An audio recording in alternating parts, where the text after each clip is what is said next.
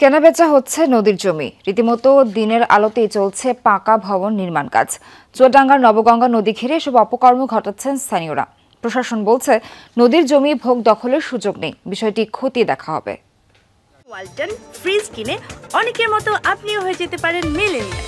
সেরা পণ্যের সেরা অফার।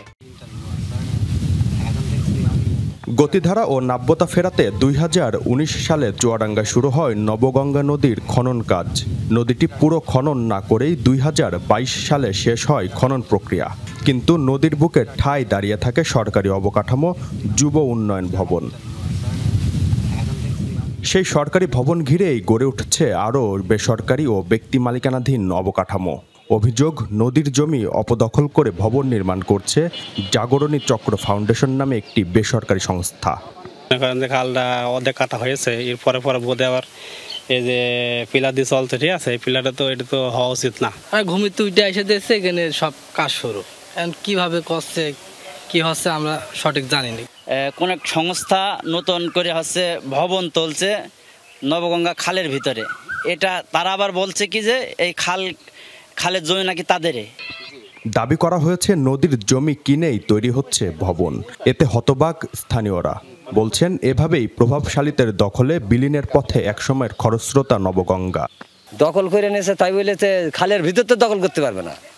এখন ওটা যদি জমি হয়ে থাকে তাহলে ওটা দেখতে হবে। সরকার যদি নদী করবে তাহলে সিএস রেকর্ড ধরে জমি কিনলো কি করে।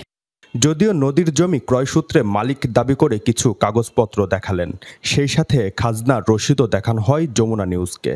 কিন্তু এটি আসলে খাজনার নয়, মূলত ইউনিয়ন পরিষদের ট্যাক্স পরিষদের রসিদ।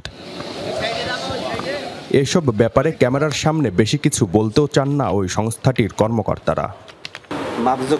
মাপজোক করে দিয়ে যাওয়ার পরে করতে বলেছে। জি, আমরা তো একবার না মানে দুবার মাপা হয়েছে ওখানে। জি। নদীর জমি কেনাবেচার খবরে অবাক স্থানীয় প্রশাসনও। সংশ্লিষ্টরা বলছেন বিষয়টি খতিয়ে দেখে ব্যবস্থা নেওয়া হবে।